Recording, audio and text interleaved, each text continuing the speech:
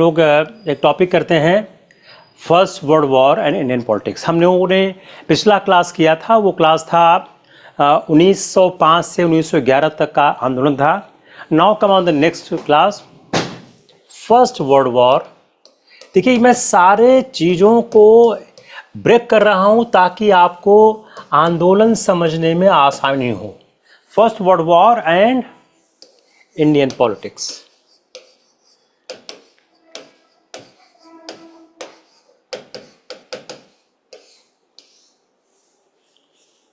जब first world war declare हो गया 1940 में, ग्रेट ब्रिटेन था, हम लोग वर्ल्ड हिस्ट्री में इसको डिटेल में पढ़ेंगे। यह ग्रेट ब्रिटेन ने और अगेंस्ट हुआ जर्मनी। बेसिकली जर्मनी और ब्रिटेन के बीच फर्स्ट वर्ल्ड वॉर हुआ, जिसमें और सारी शक्तियां शामिल हुई। इसमें चूंकि भारत ब्रिटेन की कॉलोनी थी, भारत ब्रिटेन का उपनिवेश था, इसलिए भारत को उस वॉर में घसीट लिया गया।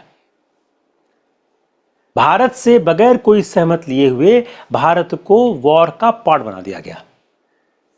इससे क्या हुआ, जो इंडियन नेशनलिस्ट थे, जो भारतीय राष्ट्रवादी थे, वह नाराज हो गए, वह बेलिजेंट हो गए। अब Indian people on their resource, जो हमारा रिसोर्स था, हमारा मानव संसाधन और हमारे रिसोर्सेस को बगैर हमसे पूछे, without taking us into the confidence, without taking Indians into the confidence, their resources has been utilized by the British Empire. Moderate leaders remained loyal and cooperate with the British war efforts. जो हमारे moderates थे, वह British war effort moderates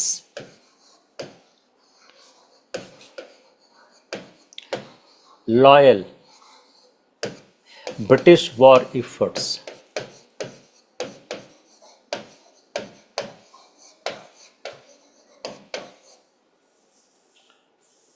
क्यों?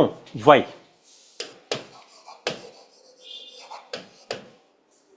British war efforts के moderate loyal क्यों थे? Why? Because उनको यह उम्मीद थी, their demand for the self government would be fulfilled in return for their cooperation. तो एक सवाल क्या हो गया, बड़ा सिंपल सा सवाल, कि जो मॉडरेट्स थे वह वॉर एफर्ट में सहयोग क्यों कर रहे थे? क्यों कर रहे थे? उनको लगा अगर हम ब्रिटिश शासन के प्रति लॉयल होंगे तो उनको स्वशासन प्राप्त हो जाएगा। In the beginning Indian nationalist leaders जो थे, जिसमें लोकमान्य तिलक भी शामिल थे, जिनको कि जून 1914 में रिलीज किया गया। जून 1914 में लोकमान्य तिलक को रिलीज कर दिया गया। इन्होंने भी वॉर एफर्ट को सपोर्ट करने का निश्चय किया। He also decided to support the war effort of the government in the mistaken belief that grateful Britain would repay India's loyalty with gratitude and may enable India to take a step towards on the road of self-government. उनको इस बात की गलतफहमी थी कि अगर British शासन के वॉर एफर्ट्स के युद्ध के प्रयासों में हम मदद करेंगे तो हमारी लॉयल्टी, हमारी स्वामी भक्ति को देखते हुए सरकार हमको सेल्फ गवर्नमेंट, स्वशासन के रास्ते की ओर ले चलेगी। वह इस बात को समझने में असफल रहे, इस बात को वह रियलाइज नहीं कर सके कि जो विभिन्न शक्तियां उस समय लड़ रही थीं, जो विभिन्न शक्तियां प्रथम विश्व युद्ध लड़ रही थीं, वो बेसिकली क्यों लड़ रही थी? वह अपने कॉलोनीज को सेफगार्ड करना चाहती थी, अपनी कॉलोनीज पे, अपने उपनिवेशों पर पूरा नियंत्रण रखना चाहती थी। जो प्रथम विश्व युद्ध का समय था, during the first world war, there was a great wave of nationalism all over the world. पूरे विश्व में एक राष्ट्रवादी भावना का विकास होने लगा। यह राष्ट्रवादी भावना जो पूरे विश्व में प्रवाहित हो रही थी, इसका असर भारत पर भी पड़ रहा था. It was also impacted India. Many Indian leaders, they saw clearly that the government was not likely to give any real concession unless popular pressure was brought to bear upon it. वह कई भारतीय, ज्यादातर बड़े नेता देख रहे थे सरकार कोई भी रियायत नहीं देगी जब तक सरकार पर हम दबाव नहीं डालेंगे. इसलिए एक रियल मास मूवमेंट की आवश्यकता को महसूस किया गया. The world war involving mutual struggle between the imperialistic power of the Europe. जो विश्व युद्ध था क्या? यह यूरोप की उपनिवेशवादी शक्तियों का आपसी संघर्ष था. उस संघर्ष ने, जो यूरोप की उपनिवेशवादी शक्तियों का आपसी संघर्ष था, the mutual struggle of the imperialistic power of Europe, इसने क्या किया? उसने इस मिथ को डिस्ट्रॉय कर दिया. The racial superiority of the western Nations over the Asian people. जो प्रथम विश्व युद्ध के समय में यूरोप के देशों के बीच आपसी संघर्ष हुआ, आपसी युद्ध हुआ, उसने इस विचारधारा का खात्मा कर दिया. जो रेशियल सुपीरियरिटी का कॉन्सेप्ट था, यूरोप की जो रेस है, जो गोरे रेस है, उसका एशियन पावर के ऊपर कब्जा है, उनकी जो सुपीरियरिटी है. This war led to increased misery among the poorer classes of Indian people. जो भारतीय थे, इन्होंने बहुत दुख के दिन देखे इस विश्व युद्ध के कारण. इस विश्व युद्ध का जो प्रभाव पड़ा वो भारतीयों के लिए बड़ा दुखदाई रहा. उनके लिए था क्या war? For Indians the war means heavy taxation, soaring prices, heavy taxation.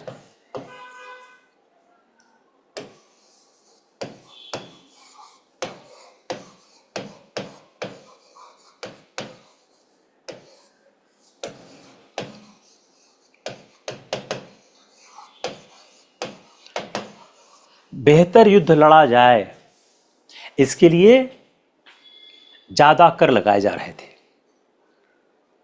युद्ध के कारण जो हमारी रोजमर्रा के जरूरतों के सामान थे, उनके दाम बढ़ रहे थे. इन कारणों से व्यक्तियों में असंतोष हो रहा था, जनता में असंतोष हो रहा था. वह मिलिटेंट मूवमेंट का प्रोटेस्ट कर, वो जो मिलिटेंट मूवमेंट था उसको ज्वाइन करने को तैयार हो रहे थे. इसका विरोध करने के लिए जो सरकार की नीतियां थीं, जो जनता के लिए दुखदाई थीं, the policies of the government which was against the people. Due to that reason the people were keen to join any militant movement to protest it. Therefore, consequently, the war years were year of intense nationalist political agitation. क्या हो गया? War years were the years of, यही लिख के ही सवाल पूछ सकते हैं, इंटेंस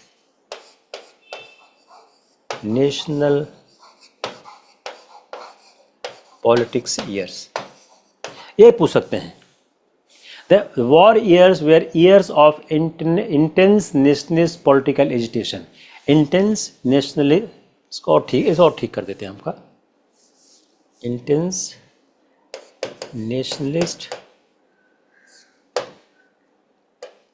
एजिटेशन.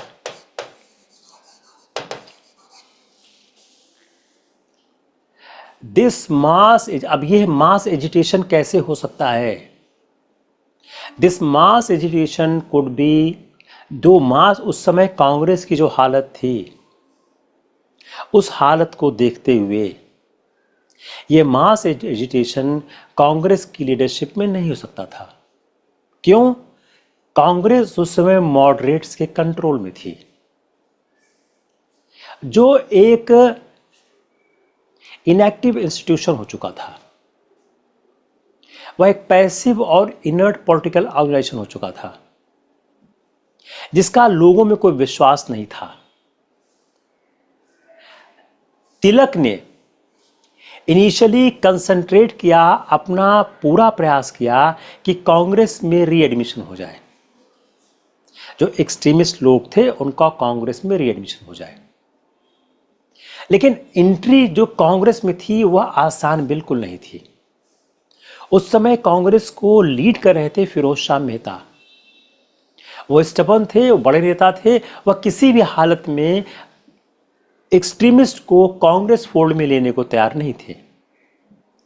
इसलिए चूंकि कांग्रेस की लीडरशिप में कोई आंदोलन नहीं हो सकता था, कांग्रेस की उस समय की लीडरशिप कोई आंदोलन नहीं करना चाहती थी, इसलिए 1915-16 में 2 होम रूल लीग बनी। तो एक सवाल क्या हो गया, होम रूल लीग क्यों बनी?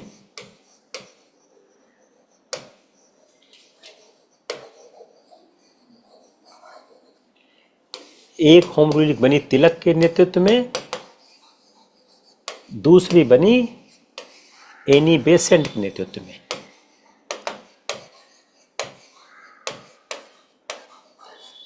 जब दोनों आदमी का लक्ष्य एक था तो 2 होम रूल लीग क्यों बनाई गई?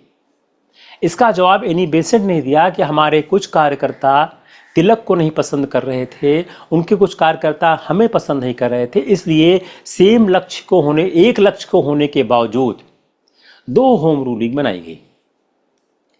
तिलक ने ओपनली डिक्लेयर कर दिया, we are trying in India as the Irish home rulers have been doing in Ireland. जो आयरलैंड में आयरिश होम रूल लोग कर रहे हैं, for a reform of the system of administration and not for the overthrow of the government. इसको आप ठीक से याद करिए। होम रूल लीग ने कभी नहीं कहा कि हम गवर्नमेंट को ओवरथ्रो करना चाहते हैं। तिलक ने साफ साफ कहा, चाहे आप इस लाइन को लिख लें, जो तिलक का स्टेटमेंट है, we are trying in India as the Irish home rulers have been doing in Ireland, for a reform of the system of administration, not for the overthrow of government। हम भारत में वही प्रयास कर रहे हैं जो आयरिश होम रूल लीग के लोग कर रहे हैं आयरलैंड में, कि प्रशासन की पद्धति और नियम में सुधार किया जाए। हम सरकार को पदच्युत नहीं करना चाहते। उन्होंने यह भी कहा, I have no hesitation in saying that the acts of violence which had been committed in the different parts of India are not only repugnant to me, but have, in my opinion, only unfortunately retarded to a great extent the pace of our political progress। उन्होंने यह भी कहा कि भारत के विभिन्न वर्गों में, भारत के विभिन्न इलाकों में जो एक हिंसक गतिविधियां चल रही हैं, वो हमारी विचारधारा के न केवल विपरीत है, वरन हमारी सोच से, हमारे मत से, यह हमारे राजनीतिक प्रगति के विकास के रास्ते में बाधक है। यह स्टेटमेंट बताना क्यों जरूरी था? बताना जरूरी इसलिए था कि हिंसक कार्रवाई से तिलक का कितना संबंध था। तिलक उग्रपंथी राजनीति होते हुए भी हिंसा की कार्रवाइयों में कोई यकीन नहीं रखते थे। उन्होंने गवर्नमेंट को यह भी अश्योर किया, देखिए एक एक पॉइंट आप लिखते जाइए। यह आपके तिलक, एक आपके सिलेबस में एक सवाल आता है, हर सिलेबस में होता है, पर्सनालिटीज, तो तिलक की पर्सनालिटी हो गई. He further assured the government of his loyalty to the crown and urged Indians to assist the British government in its hours of crisis. एक सवाल क्या हो गया कि प्रथम विश्व युद्ध में तिलक का क्या दृष्टिकोण था. तिलक ने सरकार के प्रति अपनी लॉयल्टी डिक्लेयर की और लोगों से इस बात की अपील की कि इस संकट की घड़ी में आप ब्रिटिश शासन का सहयोग करें. यही दृष्टिकोण महात्मा गांधी का भी था.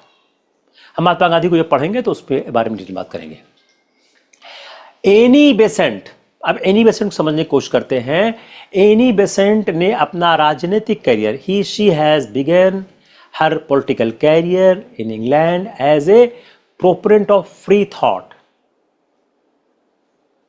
रेडिकलिज्म,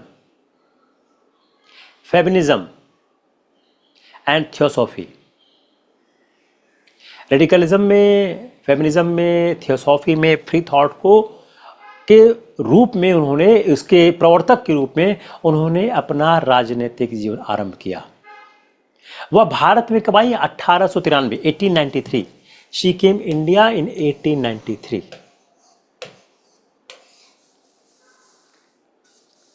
क्यों आई थी? To work for the theosophical society. Bharat में क्यों आई थी? To work for the theosophical society. Theosophical society में काम करने के लिए वह भारत में आई थी. Since 1907 she had been spreading the message of theosophy from his headquarter in Adyar. अपने हेडक्वार्टर अडयार से सिंस 1907, 1907 से वह अपने हेडक्वार्टर अडयार से थियोसॉफी के सिद्धांतों का प्रचार कर रही थी. इन 1914 में she decided to enlarge the sphere of her activities to include the building of a movement for home rule on the lines of the Irish Home Rule League. 1914 से वह इस बात का प्रयास करने लग गईं कि वह अपनी एक्टिविटी को, अपने कार्य क्षेत्र की, थियोसॉफी के साथ साथ अपने कार्य क्षेत्र का विस्तार करने लग गई कि भारत में एक होम रूल मूवमेंट चलाया जाए. वो वैसा ही चले जैसा आयरिश में, जो आयरलैंड में वहाँ के लोग आंदोलन चला रहे हैं. इसके लिए उन्होंने यह रियलाइज किया कि it was necessary for her to get the sanction of the Congress. Home rule league को चलाने के लिए उनको लगा कांग्रेस के सैंक्शन की आवश्यकता है, क्योंकि कांग्रेस एक बड़ी संस्था तो थी और कांग्रेस की भी सबका साथ हो और एक्सट्रीमिस्ट का भी साथ हो. तो she was trying to have the support of both the faction. One, the Congress led by the moderates and the extremists who are outside the Congress. तो उन्होंने परसुएट करने की कोशिश की, लोगों को समझाने की कोशिश की. मॉडरेट जो उसमें के नेतृत्व था उससे उन्होंने बात करने की कोशिश की कि किसी भी तरह से कांग्रेस का समर्थन प्राप्त हो जाए और कांग्रेस के दरवाजे तिलक और उनके समर्थकों के लिए खोल दिए जाएं. लेकिन जो 1914 का कांग्रेस का सेशन था, annual session of the Congress in 1914, कहां हुआ? मद्रास में हुआ. मद्रास में 1914 का एनुअल कांग्रेस का सेशन हुआ, जिसकी अध्यक्षता किसने की थी? भूपेंद्र नाथ बसु.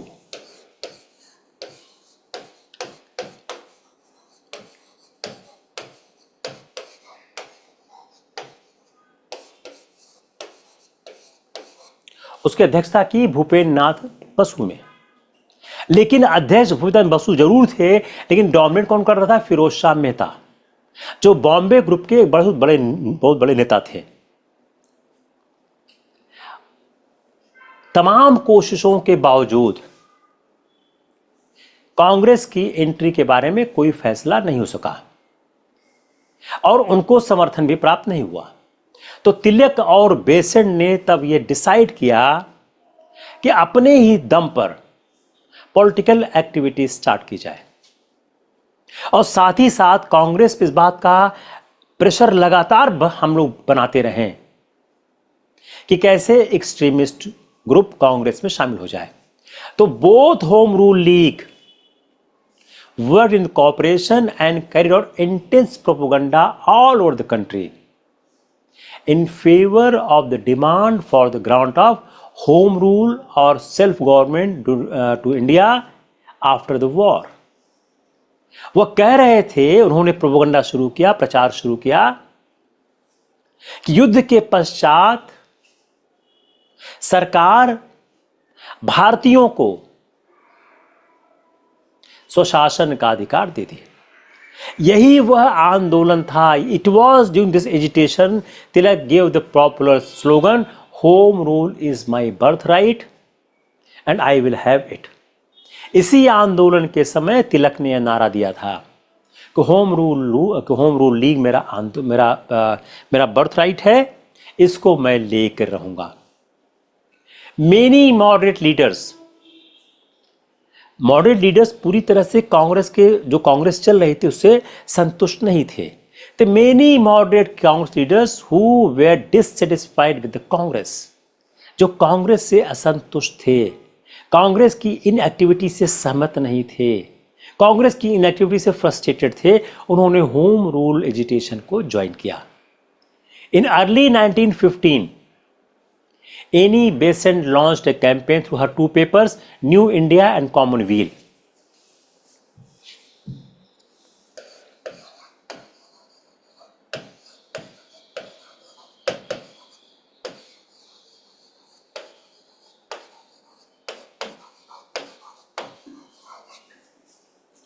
दो न्यूज़पेपर से, ए न्यू इंडिया और कॉमनवेल से उन्होंने अपना एजिटेशन, अपना कैंपेन स्टार्ट किया और उन्होंने पब्लिक मीटिंग्स ऑर्गेनाइज करना स्टार्ट किया, कॉन्फ्रेंस करना स्टार्ट किया और डिमांड किया इंडिया को सेल्फ गवर्नमेंट मिलना चाहिए जैसा और कॉलोनीज के पास है और वाइट कॉलोनीज के पास है। आफ्टर वॉर हमको सेल्फ गवर्नमेंट मिलना चाहिए। जो इफर्ट था एनी बेसेंट का to readmit the extremist the Congress soon succeeded in the annual Indian Congress in 1915 Bombay, फिर 1915 बॉम्बे, 1914 आपने देखा, अब 1915 बॉम्बे। इसका कौन अध्यक्ष थे? एसपी सिन्हा। इसमें यह डिसीजन ले लिया गया। A decision has been taken in 1915 Indian National Congress in Bombay, presided by the SP Sinha, that extremists will be allowed to rejoin the Congress. तब तक फिरोज शाह मेहता की डेथ हो चुकी थी। फिरोज शाह मेहता की डेथ के बाद माहौल बदल रहा। जो फिरोज शाह मेहता इस बात के एकदम अगेंस्ट थे कि एक्सट्रीमिस्ट को कांग्रेस में शामिल किया जाए। But Annie Besant did not succeeded in getting the Congress and Muslim League to support her decision to set up the Home Rule League. अगला बड़ा इंपॉर्टेंट फैक्ट है, एनी बेसेंट इस बात में, आप जरा पर्सनालिटीज को आप देखिए कैसे सवाल आते हैं। एनी बेसेंट ने न्यू इंडिया और कॉमनवेल्थ के माध्यम से अपना प्रचार शुरू किया। वो लगातार इस बात के लिए प्रयास कर रही थी कि एक्सट्रीमिस्ट को कांग्रेस में शामिल किया जाए।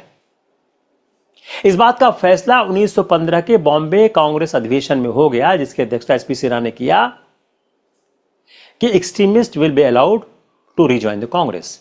लेकिन एनी बेसेंट को इस बात पर सफलता नहीं मिली। She did not succeeded and getting the Congress and Muslim League to support decision to set up Home rule League. तो बड़ा अच्छा सवाल हो गया। मुस्लिम लीग और कांग्रेस दोनों का समर्थन प्राप्त नहीं हुआ था होम रूल लीग को बनाने और आगे चलने के लिए। But she did manage to persuade the Congress to commit itself to a program of educative propaganda and to revival of the local level of Congress committee. She was knowing that Congress is constituted at that time was unlikely to implement. इसको implement नहीं करेगी. But she had inserted a condition by which if the Congress did not start this activity by September 1916, she would free to to start her own league. अब जरा इसको हम थोड़ा और समझने की कोशिश करते हैं सेम फैक्ट को 2-3 मिनट में, क्योंकि 3-4 फैक्ट इसमें लगातार आ रहे हैं. पहला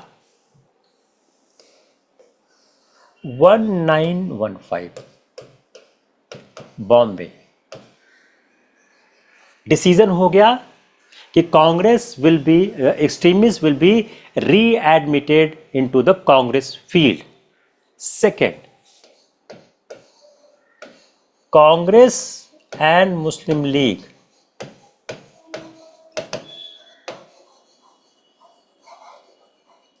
not supported Home Rule League.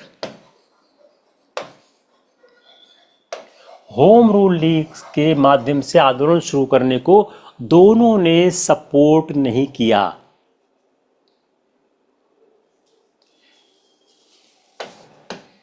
तीसरा महत्वपूर्ण क्या हो गया? Programme of educative propaganda. Programme of educative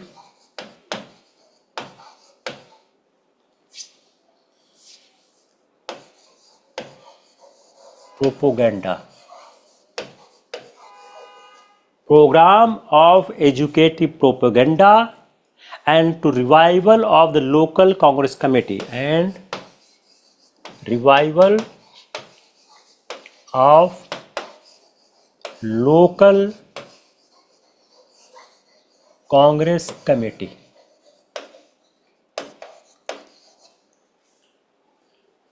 एक एजुकेटिव प्रोग्राम होना चाहिए राष्ट्र में और लोकल कांग्रेस कमेटी को होना चाहिए. चौथा, उसको पता था ये नहीं होगा. If Congress did not start the activity by September, if Congress did not start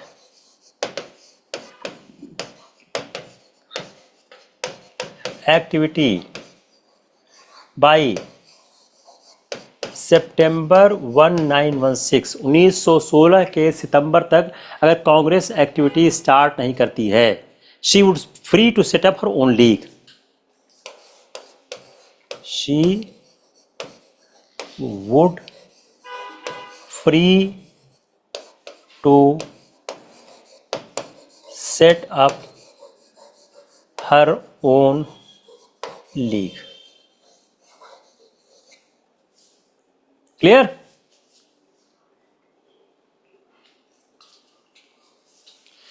Tilak has started to set up Home Rule League at Bombay Province Conference, जो उन्होंने बेलगाम में किया अप्रैल 1916 में. जमुना दास, ये हो गया 80% का. और तिलक ने कब स्टार्ट किया? बेलगाम में अप्रैल 1916 में. जमुना दास द्वारकादास, शंकर लाल बैंकर, इंदु लाल याग्निक, इन्होंने एक पेपर सेट किया young India.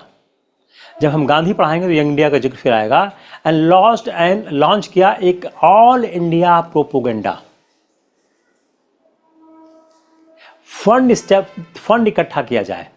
All India propaganda fund to publish pamphlet in the regional languages and English. तो ये Shankar Lal Banker, Dwarkadas, Jamuna Das Dwarkadas, in banking set Bombay paper, Young India and launch an all India propaganda fund. एक all India propaganda front start किया, एक front start किया all India propaganda करने के लिए, to publish pamphlet in regional language and in English. सितंबर 1916 कांग्रेस की activity का कोई साइन तभी तक नहीं था। Annie Besant announce the formation of the home rule league with George Arundale. George Arundale के साथ उन्होंने अपनी होम रूल लीग स्टार्ट कर दिया, क्योंकि ने कहा था अगर सितंबर 1916 तक कांग्रेस सपोर्ट नहीं करती है, हम अपनी होम रूल लीग स्टार्ट कर देंगे। अब दोनों लीग के कार्य क्षेत्र बांट दिए गए। Tilak league was to work in Maharashtra except Bombay. Bombay Annie Besant के पास था। महाराष्ट्र एक्सेप्ट बॉम्बे, महाराष्ट्र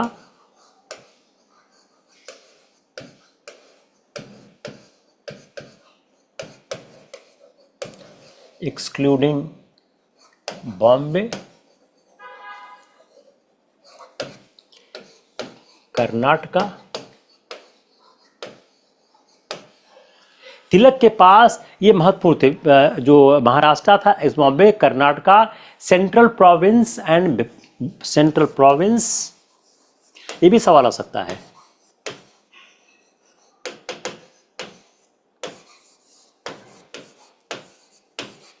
ये तिलक के पास थे। इसके अलावा जो सारे क्षेत्र थे रेस्ट ऑफ इंडिया, वो एनी बेसेंट के पास थे। तो एनी बेसेंट के पास रेस्ट ऑफ इंडिया का चार्ज दिया गया, तिलक के पास इतने भाग थे। मेनी मॉडरेट कांग्रेसमैन जो कांग्रेस की इनएक्टिविटी से डिससेटिस्फाइड थे, उन्होंने होम रूल मूवमेंट में पार्टिसिपेट किया। जो गोखले की सर्वेंट्स ऑफ इंडिया सोसाइटी थी, बड़ा अच्छा सवाल है, गोखले की सर्वेंट्स ऑफ इंडिया सोसाइटी को इस बात का परमिशन नहीं था कि होम रूल लीग के मेंबर बने, लेकिन उनके सदस्य होम रूल लीग का मेंबर बने बगैर वह इस बात के लिए प्रचार कर रहे थे और उनके साथ दौरा कर रहे थे। तो they were supporting to home rule league movement despite the fact that they were not entitled or authorized or to become the member of home rule league। तो गोखले की सर्वेंट ऑफ इंडिया सोसाइटी को, जिसको home rule league बनने के सदस्य का अधिकार गोखले ने नहीं दिया था, उसके बावजूद भी उनको रोका गया था, आप उसका सदस्य मत बनो, लेकिन वो भी साथ में टूर कर रहे थे और प्रचार कर रहे थे। इन 1916 जो कांग्रेस का लखनऊ अधिवेशन हुआ, वो हिस्टोरिक है। उसमें तिलक और उनके समर्थक जो एक्सट्रीमिस्ट थे, उनको कांग्रेस में वापस शामिल कर दिया गया। 1916 लखनऊ, अंबिका चरण मजूमदार अध्यक्ष थे।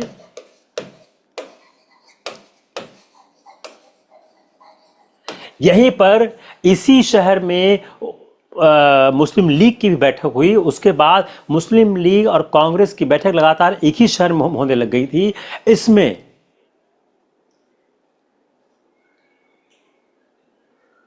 तिलक और उनके सहयोगियों को कांग्रेस में शामिल कर दिया गया। और लखनऊ कांग्रेस इस बात के लिए भी बहुत महत्वपूर्ण माना जाता है, जिसको हम बोलते हैं लखनऊ पैक्ट,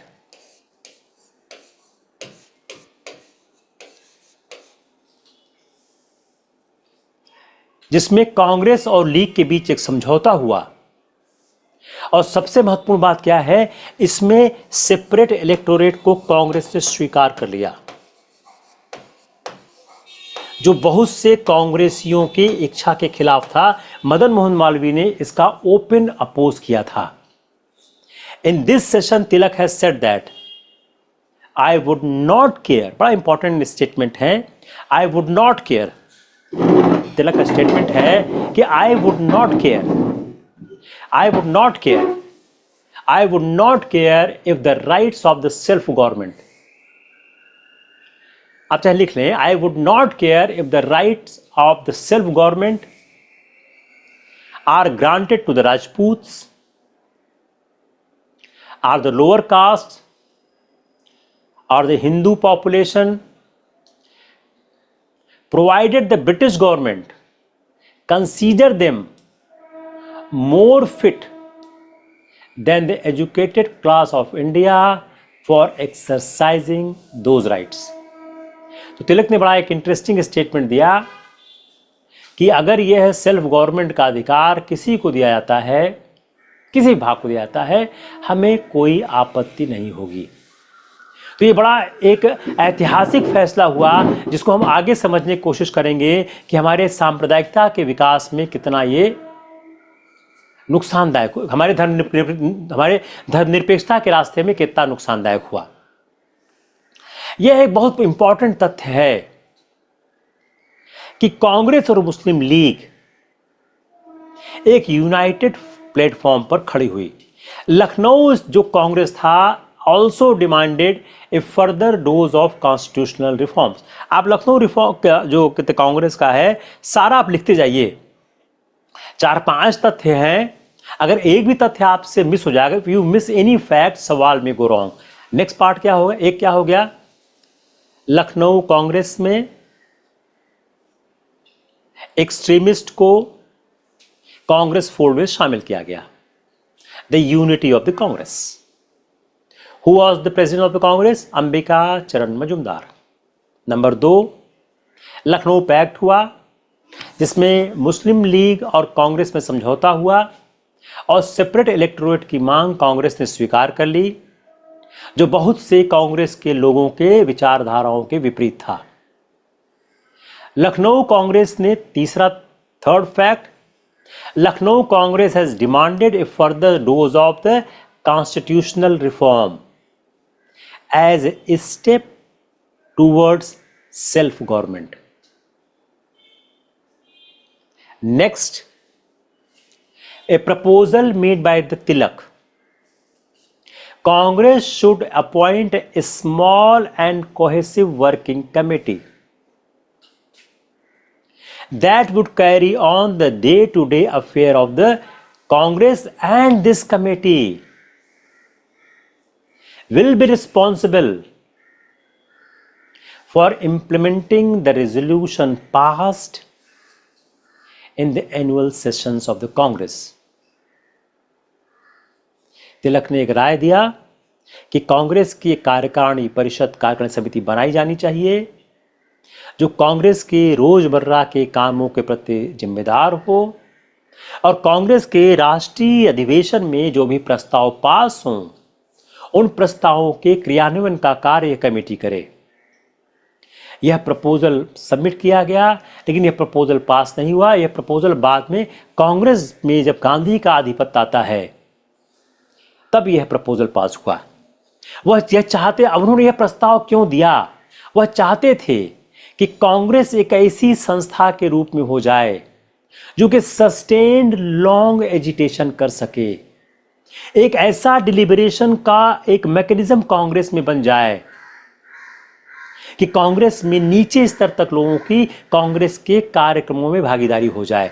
1920 में जब गांधी जी राजनीति में आते हैं तब यह प्रस्ताव स्वीकार होता है जिसको पहले तिलक ने ही प्रस्तावित कर दिया था। लखनऊ कांग्रेस सेशन में जो प्रिंसिपल ऑफ सेपरेट इलेक्टोरेट था फॉर मुस्लिम्स, जो कांग्रेस ने एक्सेप्ट किया, यह एक बहुत डेंजरस ट्रेंड स्टार्ट हो गया। यह बहुत ही कंट्रोवर्शियल भी था। जो इंक्रीजिंग पॉपुलरिटी थी होम रूल लीग मूवमेंट की, soon attracted the government attention. A government tried hand to suppress the sentiments. 20 अगस्त 1970 गवर्नमेंट ने एक पॉलिसी अनाउंस कर दी, increasing association of Indians in every branch of the administration and the gradual development of the self-governing institution with a view to the progressive realization of responsible government in India is an integral and integrated policy of British Empire. बहुत बड़ा shift था government के view point में। सरकार ने घोषणा कर दी कि ब्रिटिश शासन का यह लक्ष्य है कि भारतीयों की शासन में भागीदारी बढ़ाई जाए, एक उत्तरदायी सरकार का गठन किया जाए और ब्रिटिश पॉलिसी और ब्रिटिश सरकार की यह घोषित नीति है कि भारत में एक उत्तरदायी सरकार की स्थापना हो। यह जो स्टेटमेंट था, it was a mark contrast to that of Lord Morley, जो 1909 में भारत के सेक्रेटरी थे, इंडिया सेक्रेटरी थे, जो लंदन बैठते, जो मार्ले मिंटो रिफॉर्म के समय थे। लॉर्ड मार्ले के स्टेटमेंट के कॉन्ट्रास्ट में था, जिन्होंने 1909 में कॉन्स्टिट्यूशनल रिफॉर्म इंट्रोड्यूस किया था। उन्होंने स्पष्ट शब्दों में कहा था, he said categorically that these reforms were in no way intended to lead to self government. इसको आप बहुत अच्छे से लिखिए। आप होम रूल लीग आंदोलन की सफलता को अगर लिखेंगे तो आपका बड़ा इंपॉर्टेंट पॉइंट है ये। दूसरा, ये महत्वपूर्ण क्यों है? 1909 और 1919 के बीच की राजनीतिक गतिविधियां किस तरह से ब्रिटिश शासन के दृष्टिकोण को प्रभावित करती हैं। 1909 में जो भारत के सचिव थे मार्ले, उन्होंने कहा था, These reforms were in no way intended to lead to self government। उसके विपरीत ये 1919 में क्या कहा जा रहा है, 1917 क्या कहा जा रहा है? With a view to the progressive realization of responsible government in India is an integral and integrated policy of British Empire। इसको आप थोड़ा ठीक समझने की कोशिश करिए। I wanted this point to go to your copy when you write the answer। If the question is coming from this period, you are addressing this, I am very keen that this observation and analysis need to go there। Prelims का सवाल आप कर लेंगे। Now coming to the main part। 1909 और 1919 में जो नीति थी ब्रिटिश एम्पायर की, जो 1919 में हुई है, दोनों में एक बहुत बड़ा फर्क दिखता है। वो फर्क क्यों दिखता है? वो फर्क क्या है और वो फर्क क्या दिखता है? जो एक कॉन्ट्रास्ट स्टेटमेंट आता है लॉर्ड मार्ले के विपरीत। जो इंपॉर्टेंस है 1917 के, जो इंपॉर्टेंस है मॉन्टेग्यू डिक्लेरेशन का, it was that after this the demand for home rule for the self government could no longer be treated as a seditious। इसको लिखिए आप। मॉन्टेग्यू के इस डिक्लेरेशन के बाद कि ब्रिटिश शासन का लक्ष्य है कि भारत में स्वशासन की स्थापना हो, इसके बाद जो होम रूल लीग की मांग चल रही थी कि हमको होम रूल दिया जाए, यह एक विद्रोहात्मक या राजद्रोहात्मक गतिविधि नहीं रह गया। It could not be treated as a seditious। It is a very important achievement of the Home Rule League movement। I'm just trying to elaborate the achievement of the Home Rule League movement। The declaration of the Montagu, the self-government is an integral part of the British policy। After this statement, the demand for home rule is not to be treated as seditious। It is a very important achievement of the Home Rule League movement। Montagu की इस घोषणा के बाद कि British शासन का यह घोषित लक्ष्य है कि भारत में स्वशासन की स्थापना हो, स्वशासन की मांग राजद्रोहात्मक नहीं रह गई। यह होम रूल लीग की एक बहुत बड़ी उपलब्धि है। लेकिन इसका मतलब यह नहीं है, we should not conclude too much by this. It does not mean that British government was about to grant the self government। The accompanying clause in the statement, which clarified that the nature and the timing of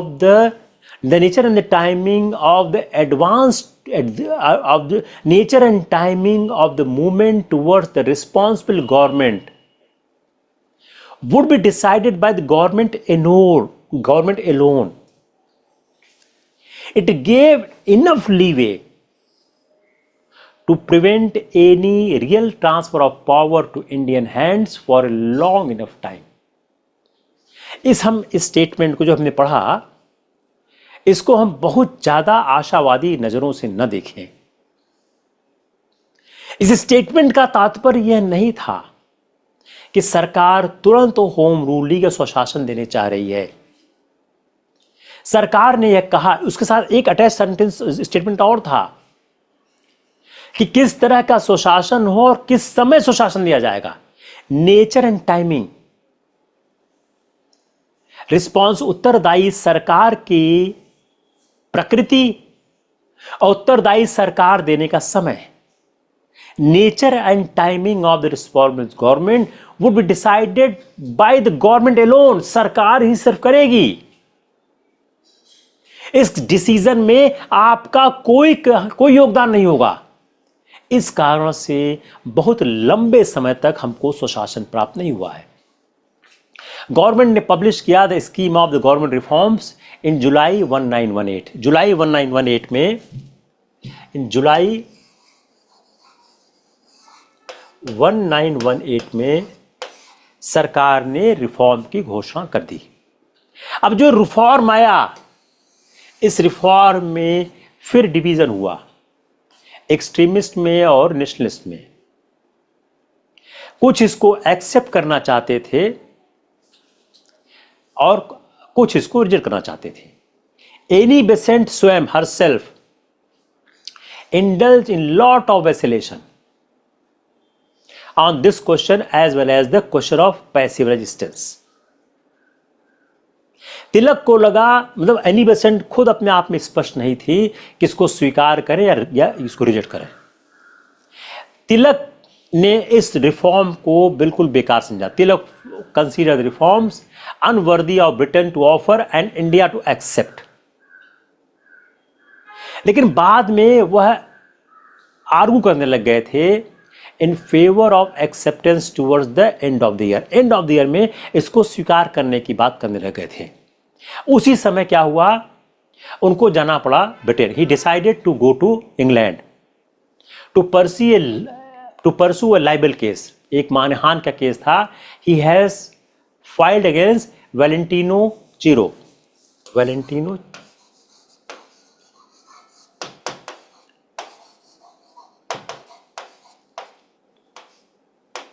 Valentino Chirol के खिलाफ उन्होंने एक liable, मानहानि का मुकदमा दायर किया हुआ था। उसकी पैरवी के लिए उनको ब्रिटेन जाना था। ये कौन थे? ये थे ऑथर ऑफ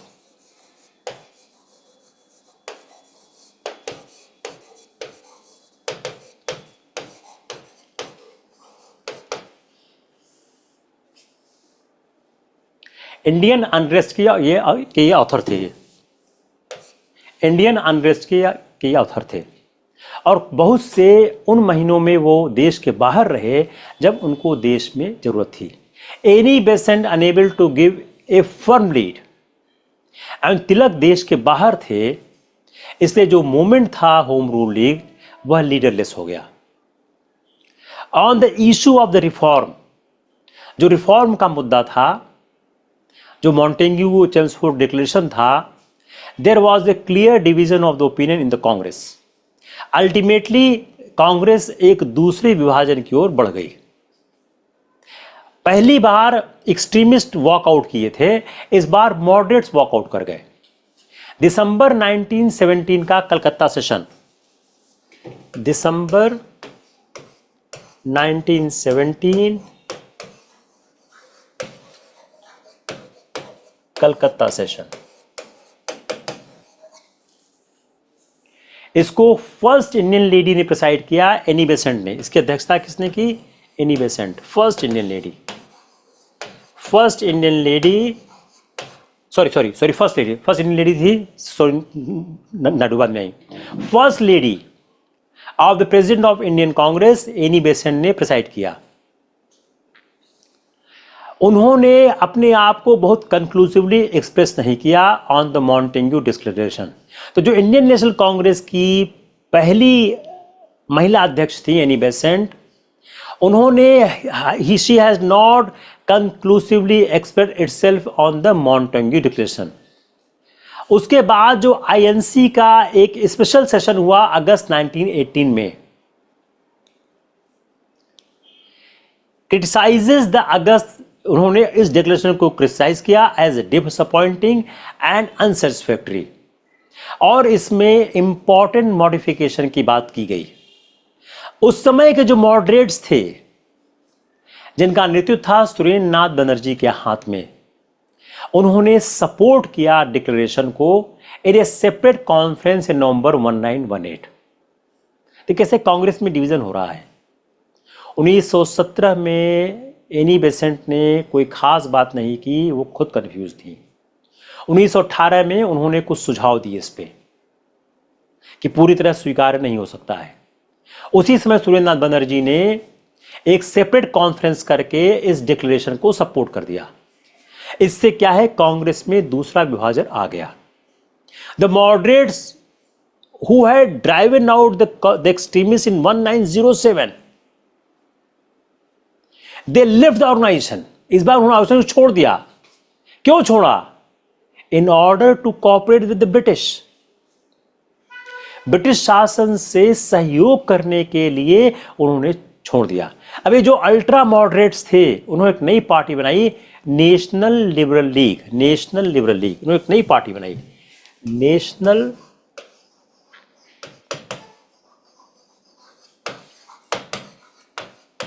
लिबरल लीग। इन्होंने एक पार्टी बनाई, उसका नाम रखा नेशनल लिबरल लीग। ये बाद में कही गई ऑल इंडिया लिबरल फेडरेशन, इसको बाद में कहा गया ऑल इंडिया लिबरल फेडरेशन। इसी पार्टी के बाद नाम हुआ ऑल इंडिया लिबरल फेडरेशन। लेकिन ये पार्टी धीरे धीरे खत्म हो गई, इसका कोई महत्व नहीं रहा, और इतने बड़े नेता सुरेंद्र नाथ बनर्जी का उसके बाद किसी के बारे में कुछ पता नहीं है। अब होम रूल लीग वो मूवमेंट है, उसने किया क्या? अगर हम होम रूल लीग का एक बड़ा मूवमेंट देखते हैं, इसने क्रिएट किया a generation of ardent political nationalist.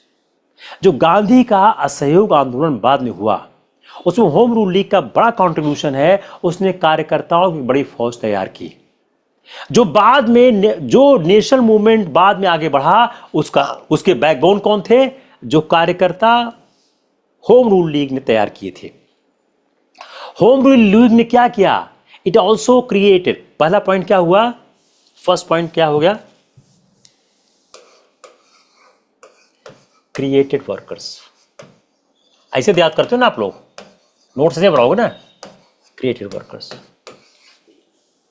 जो बाद में गांधी के आंदोलन के बैकबोन हुए, जो मास मूवमेंट बाद में हुआ, उसके कार्यकर्ता कहां से आए?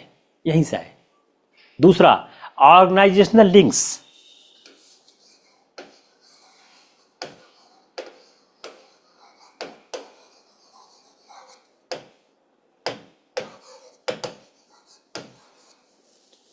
ऑर्गेनाइजेशन लिंक्स बनाया between the town and country. अपने सारे टाउन्स में, देश में एक लिंक बना। इसके पहले ऐसा लिंक होता नहीं था। और उन्होंने popularise idea of self government.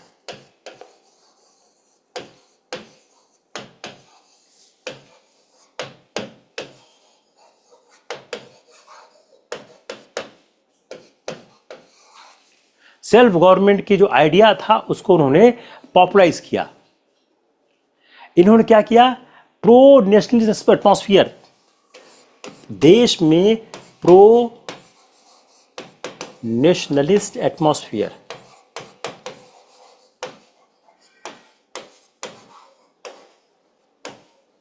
इन्होंने देश में एक प्रो नेशनलिस्ट एटमॉस्फियर का इन्होंने एक सृजन किया। जो नेशनलिस्ट एक्टिविटीज थी, इस समय अपने राइज पर थी। उसी समय गवर्नमेंट ने रिप्रेसिव लॉज इंट्रोड्यूस किए, इंडियन क्रिमिनल लॉ में अमेंडमेंट ले आए और डिफेंस ऑफ इंडिया एक्ट लेके आए।